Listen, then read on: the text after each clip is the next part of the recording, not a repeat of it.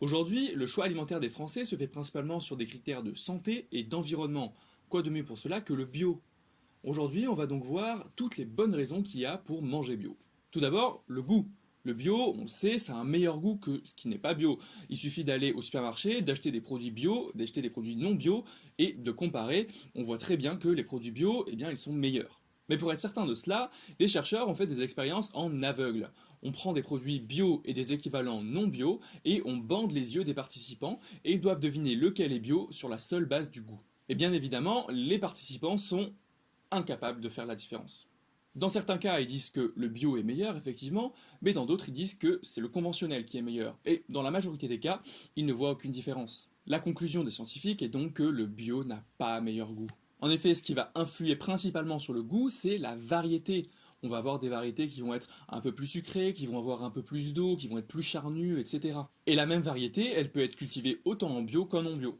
Si vous trouvez que les fruits non bio n'ont pas de goût, c'est parce que vous achetez des fraises importées d'Espagne hors saison et que les fraises espagnoles c'est dégueulasse que ce soit bio ou pas. Bon, le goût c'est pas un très bon argument pour consommer bio, mais il y en a plein d'autres, par exemple la qualité nutritionnelle. Ça, on le sait, les aliments bio, ils sont beaucoup plus riches en nutriments et en vitamines que les produits non bio.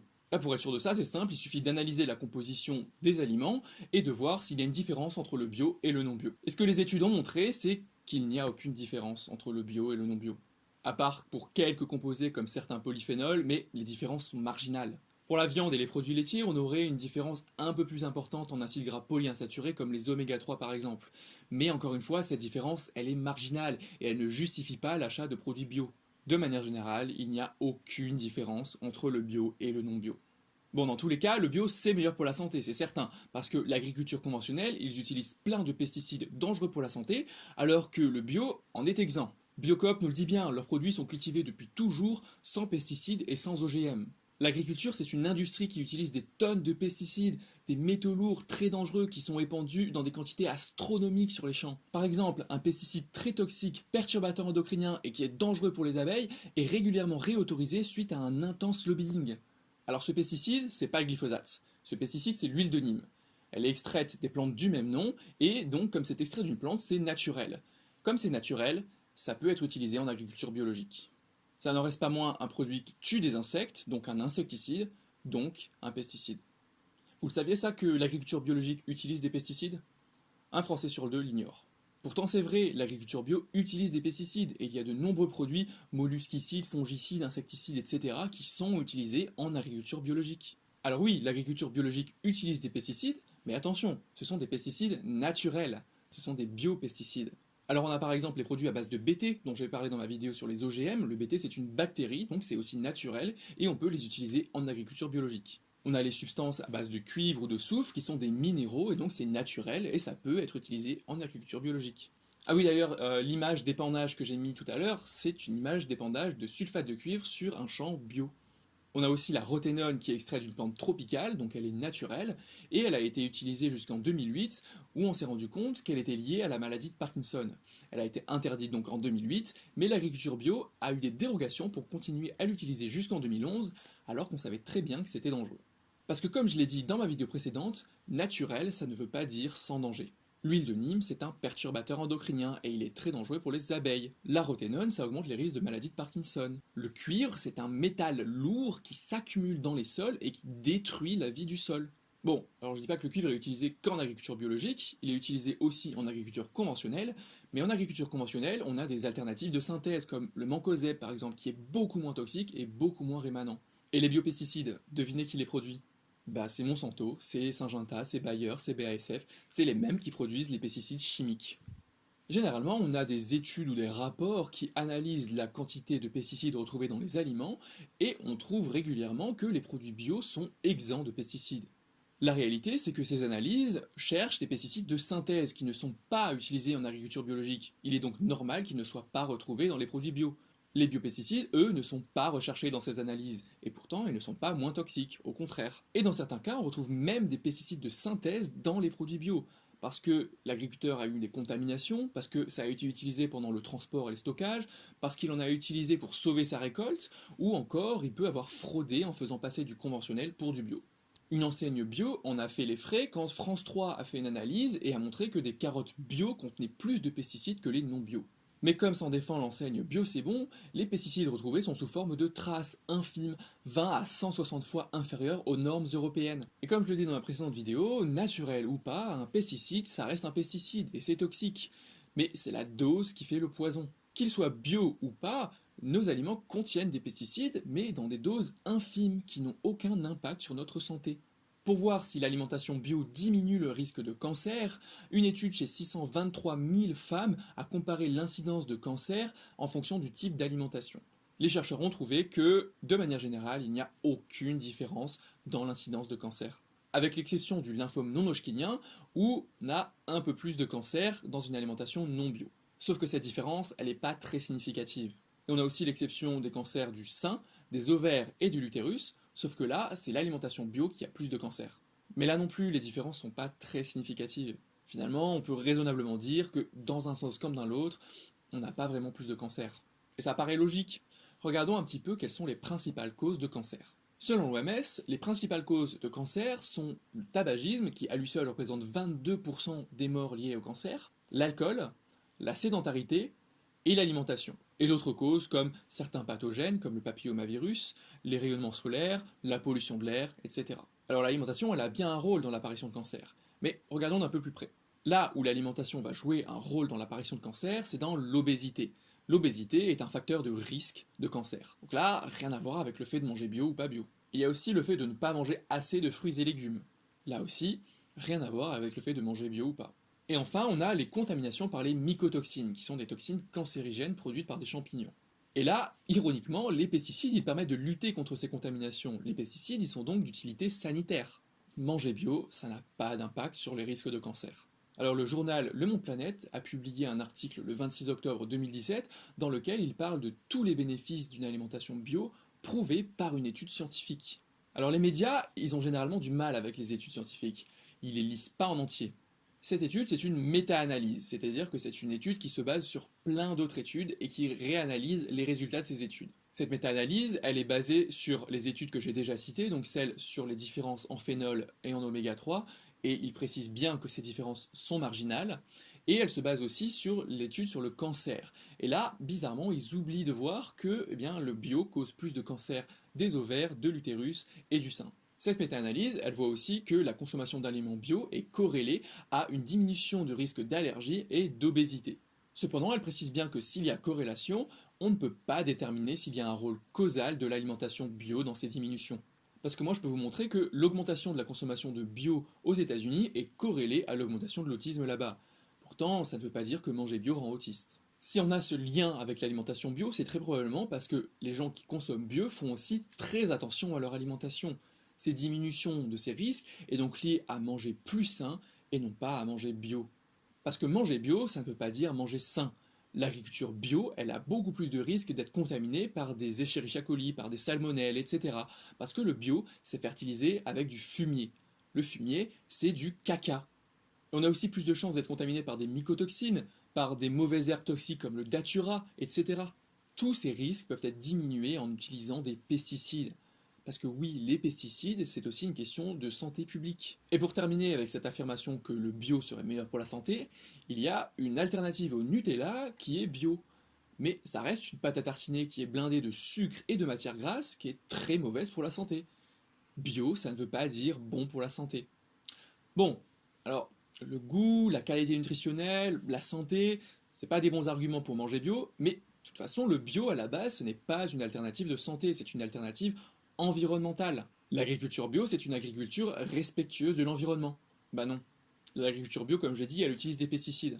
Le cuivre, c'est un métal lourd qui s'accumule dans les sols et qui tue toute la microfaune et la macrofaune du sol. Et il est aussi toxique pour les mammifères, dont l'homme, pour les oiseaux, pour les organismes aquatiques, etc. Alors il y a eu des scandales dans les médias sur le glyphosate, mais le glyphosate, contrairement au cuivre, il ne s'accumule pas dans les sols et il est très peu toxique.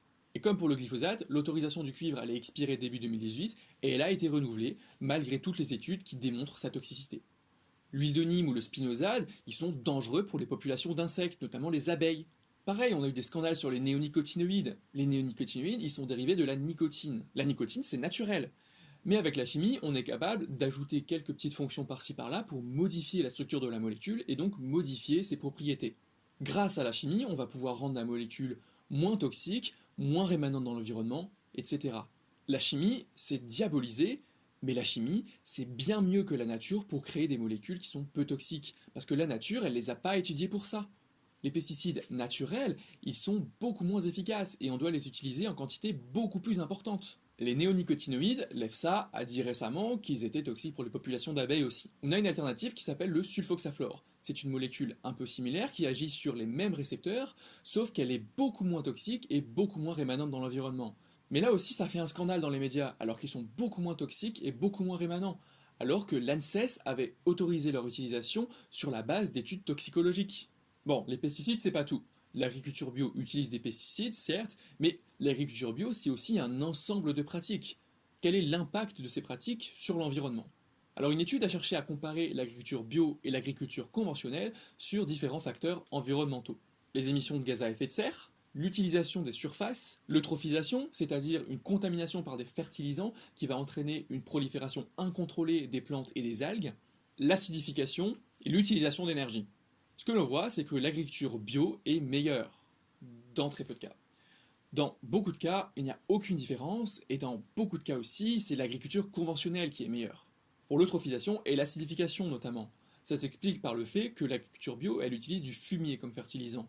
Et le fumier, c'est beaucoup moins optimal parce que ça va dépendre grandement des conditions climatiques. Et l'excès de fertilisants non utilisés par les plantes va finir dans les eaux de ruissellement et donc dans les lacs et les rivières. Et le bio, c'est surtout pire pour l'utilisation de surface. Parce que l'agriculture bio, c'est en moyenne 20% de rendement en moins. 20% de rendement en moins, ça veut dire que pour un même rendement, il faut utiliser beaucoup plus de surface. Pourtant, un article du Monde Planète, encore eux, paru le 14 novembre 2017, nous explique qu'une agriculture 100% bio pourrait nourrir la planète d'ici 2050. Encore une fois, basée sur une étude scientifique. Et encore une fois, ils ont oublié de la lire. Chez les médias anglophones, sur la base du même article, le New Scientist titre Si nous mangions 100% bio, ce serait un désastre environnemental. Parce que l'étude citée, elle dit bien qu'on pourrait nourrir la planète avec 100% de bio d'ici 2050. Mais pour cela, il faudrait augmenter les surfaces cultivées d'un tiers. Augmenter les surfaces cultivées, ça veut dire déforester, ça veut dire détruire des habitats. Et d'autres études affirment même que c'est jusqu'à 2 fois plus de terre dont on aurait besoin. Alors, pour éviter de déforester, l'article propose de faire des concessions. Diminuer le gaspillage, par exemple. Bah, très bien, je suis parfaitement d'accord. Mais depuis combien de temps est-ce qu'on entend il faut arrêter de gaspiller? Est-ce que ça a changé depuis? Pas vraiment. Est-ce qu'on peut espérer que ça change d'ici 2050? Ce sera difficile. Mais surtout, le gaspillage, il provient en majorité de la production. Dans les pays pauvres, c'est le manque d'accès aux techniques agricoles, aux pesticides et aux moyens de transport et de conservation qui sont responsables de la majorité des pertes. Dans les pays développés, on a aussi nos exigences esthétiques. Un fruit qui sera un petit peu moche, il se vendra pas. Mais comme dans les pays pauvres, on a aussi des pertes quand nos cultures sont ravagées, ou quand on a des contaminations par des mycotoxines qui font que le produit ne peut pas se vendre. Vouloir diminuer le gaspillage pour passer à du 100% bio, c'est contre-productif, parce que le bio est une source de gaspillage. Parce que le bio, il se passe de tout un tas de pesticides qui sauvent les cultures de ravageurs, et qui font que notre alimentation est exempte de contaminants. Une deuxième concession proposée par les chercheurs, diminuer notre consommation de viande. Là aussi, je suis d'accord. Par exemple, l'élevage de bœufs et de moutons, c'est l'activité agricole qui émet le plus de gaz à effet de serre. Les terres allouées à l'élevage pourraient être allouées à l'agriculture, et puis les terres où on cultive du fourrage pourraient être utilisées pour l'alimentation humaine. Premièrement, les terres allouées à l'élevage ne sont pas forcément arables, ça veut dire qu'on ne peut pas forcément faire d'agriculture dessus. Deuxièmement, les terres où on cultive du fourrage sont des terres adaptées à ces cultures. Ce sont des sols assez pauvres parce que les fourrages, c'est des cultures qui ne sont pas très exigeantes. Et enfin, est-ce que vous vous souvenez comment on fertilise en bio? On utilise du fumier. Et est-ce que vous devinez comment le fumier est produit? Par l'élevage. L'agriculture bio, elle dépend de l'élevage. Alors en agriculture conventionnelle aussi, on utilise du fumier. Mais on ne s'interdit pas les fertilisants de synthèse. Et l'agriculture bio, elle est impactée par l'agriculture conventionnelle. Si votre voisin utilise des pesticides de synthèse, eh bien, il y aura moins de probabilité pour qu'un ravageur vienne sur votre culture.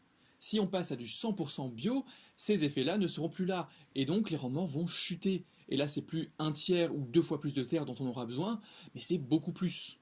Tout ce que cette étude dit, c'est que le bio est bourré de défauts et qu'on serait obligé de faire des concessions pour y pallier.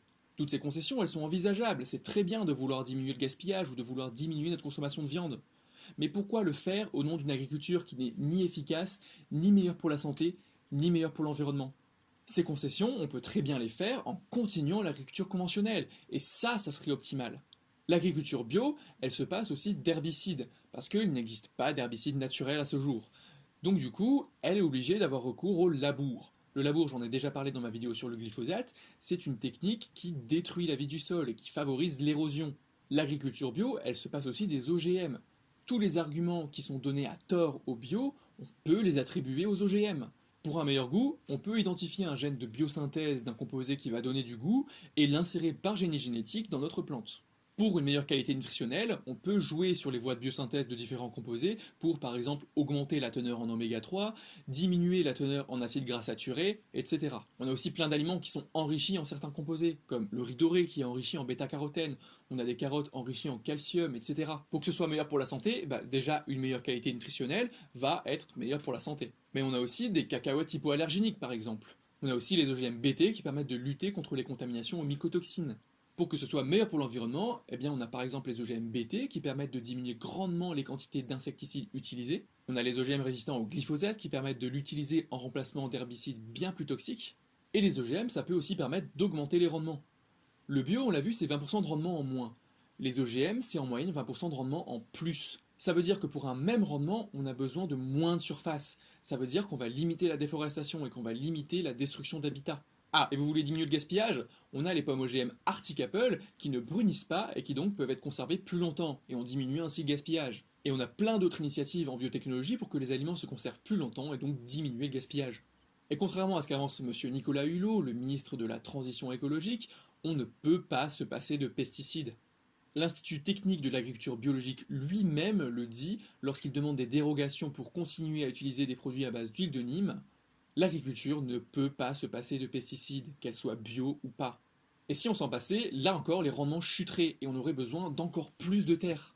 Le bio, lui, il est condamné à demander des dérogations tous les ans pour continuer à utiliser des produits qui sont certes naturels, mais qui ne sont pas moins dangereux pour la santé et pour l'environnement. Parce qu'il se prive de la synthèse, parce qu'il se prive des OGM, parce qu'il se prive de tout un tas de choses, tout ça sur la base d'un dogme qui n'est supporté par aucune étude scientifique. L'agriculture bio, c'est une excellente initiative. Elle veut une agriculture qui soit plus respectueuse de l'environnement et de notre santé. Seulement, elle se ferme des portes sans raison, et elle finit par aller à l'encontre de ce qu'elle prône. Et le plébiscite des produits bio montre bien que les consommateurs sont soucieux de ces problèmes liés à la santé et à l'environnement. Mais ça, l'agriculture conventionnelle, elle l'a bien compris. Et aujourd'hui, c'est l'agriculture conventionnelle qui va de plus en plus vers une agriculture raisonnée, respectueuse de l'environnement.